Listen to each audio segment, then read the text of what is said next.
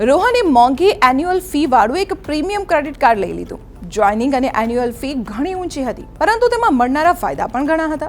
પરંતુ કેટલાક મહિના બાદ ક્રેડિટ કાર્ડ કંપનીએ કાર્ડને ડિવેલ્યુએટ કરી દીધું, એટલે કે કાર્ડ સાથે મળતા બેનિફિટ ઓછા કરી દીધા.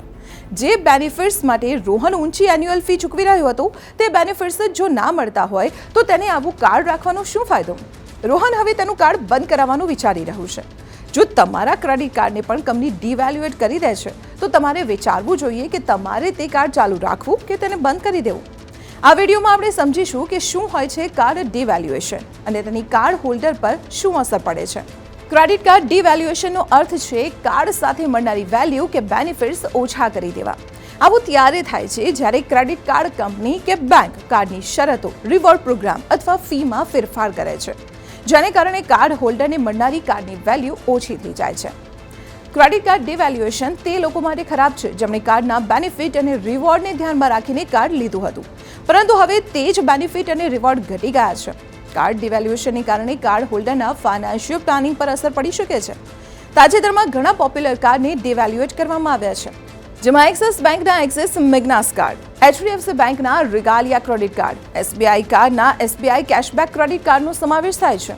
એક્સિસ બેંક મેગ્નાસ ક્રેડિટ કાર્ડની એન્યુઅલ ફી 10,000 રૂપિયાથી વધારીને 12,500 રૂપિયા કરવામાં આવી અને એક મહિનામાં 1 લાખ રૂપિયાના ખર્ચ પર મળતા 25,000 EDGE રિવોર્ડ પોઈન્ટ્સના મંથલી માઇલસ્ટોન બેનિફિટ પણ બંધ કરી દેવામાં આવ્યા છે.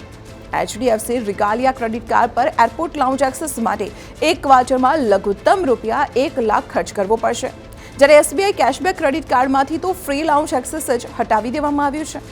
હવે સવાલ એ થાય છે કે કેમ એક પછી એક ક્રેડિટ કાર્ડને ડિવેલ્યુએટ કરવામાં આવી રહ્યા છે? એક્સપર્ટ આના માટે કોવિડ બાદ બદલાયેલી આર્થિક સ્થિતિને જવાબદાર માને છે. ખાસ કરીને મોંઘવારી સતત વધી રહી છે.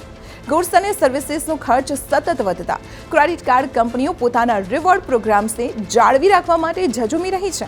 તેને ફ્રી લાઉન્જ એક્સેસના ઉદાહરણથી સમજી શકાય છે. એરપોર્ટ સર્વિસ એગ્રીગેટર કંપની ડ્રીમફોકના કહેવા મુજબ 2 વર્ષ પહેલા એરપોર્ટ લાઉન્જ એક્સેસ માટે બેંકોને વિઝિટ દીઠ 600 રૂપિયા આપવા પડતા હતા, પરંતુ 2023માં જુલાઈ-સપ્ટેમ્બર ક્વાર્ટરમાં આ ખર્ચ વધીને 990 રૂપિયા થઈ ગયું છે, એટલે કે 2 વર્ષમાં ખર્ચમાં 65% વધારો થયો છે. વધતા એર ટ્રાફિકની સાથે બેંકો માટે ફ્રી લાઉન્જ એક્સેસ આપવું એક નાણાકીય પડકાર બની ગયું છે. હવે સૌથી જરૂરી વાત તે છે કે જો તમારા ક્રેડિટ કાર્ડનું ડિવેલ્યુએશન થયું છે તો તમારે શું કરવું જોઈએ? સૌથી પહેલાં તો તમારે કાર્ડના નિયમ, શરતો, રિવોર્ડ પ્રોગ્રામ કે ફી વગેરેમાં ફેરફારની જાણ હોવી જરૂરી છે. તેના માટે બેંક કે ક્રેડિટ કાર્ડ કંપનીના દરેક નોટિફિકેશન પર ધ્યાન આપો. તેને સારી રીતે વાંચો, જેથી કરીને તમે સમજી શકો કે ડિવેલ્યુએશનની તમને મળનારા બેનિફિટ પર શું અસર થઈ શકે છે. જો તમારી પાસે બધી માહિતી હશે તો તમે કાર્ડના ઉપયોગ અંગે નિર્ણય લઈ શકો છો.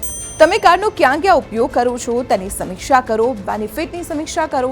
જે સુવિધાઓનો તમે ઉપયોગ કરો છો તે ડિવેલ્યુએશનના કારણે ઓછી થાય છે કે બંધ થઈ જાય છે, તેના આધારે કાર્ડ બદલવાનો નિર્ણય લઈ શકો છો.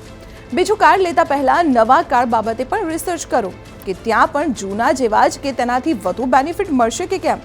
Rewards program, fees, interest rates વગેરે બાબતો કમ્પેર કરીને તમે તમારી નાણાકીય જરૂરિયાતો અને લક્ષ્યોને આધારે કાર્ડ પસંદ કરી શકો છો.